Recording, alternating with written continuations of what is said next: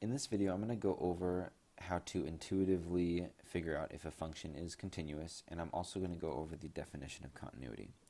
When I first learned about this, my teacher told me something that has always stuck with me. If you can take your pen and run it along the entire function without lifting it up, that means it's continuous. So what I want to do is I want to do this for all four of these. In this first one, if I go along the function, I see that I never have to lift up my pen, so I know that this is continuous.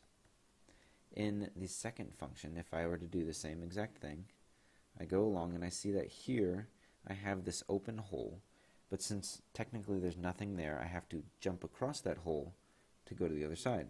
Since I had to lift my pen off the table, this is going to be discontinuous.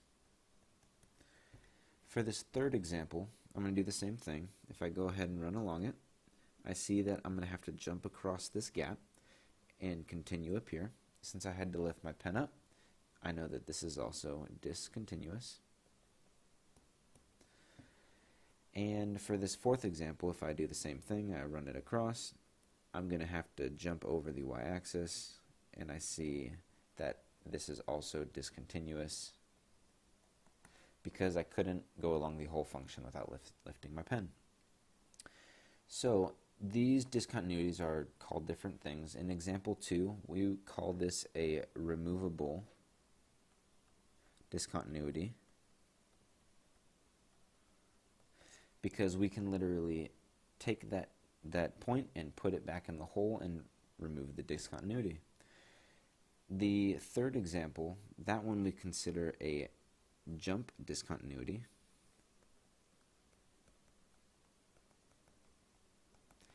because we have to jump up to finish off the rest of our function. And this third one, since these both go to infinity, this is going to be an infinite discontinuity. So that's the intuitive way to see if a function is continuous. For a more rigorous definition, we have 3 rules that we must abide by to be continuous. The first rule being f of a must be defined. So we see that if we picked for this first example a to be right here, we would have a corresponding f of a. So it's defined. The second one would be the same case.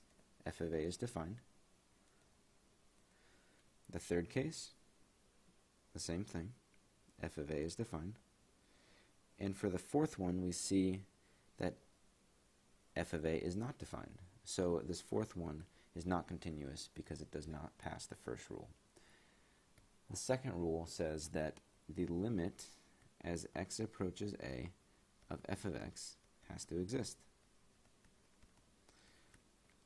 So we see on these examples, on the first one, as we approach a from the left and the right, we see that it exists because they're approaching the same number.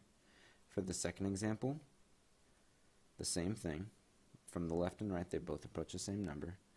For the third example, though, we see from the left it approaches this open hole, and from the right it approaches the closed hole. Since it doesn't approach the same number from the left and the right, the limit doesn't exist. So we know this one, example 3, is not continuous because it doesn't pass the second rule. And the third rule we must abide by is that the limit as x approaches a of f of x has to equal f of a. We see that in the first example, the limit approaches this function right here, which is also f of a, so that passes. With the second example, we see that the limit as x approaches a is right here, but f of a is up here. Since those are not the same, we know that this is not continuous as well. So since number 1 is the only one that passes all 3 rules, we know that that's the only one that's continuous.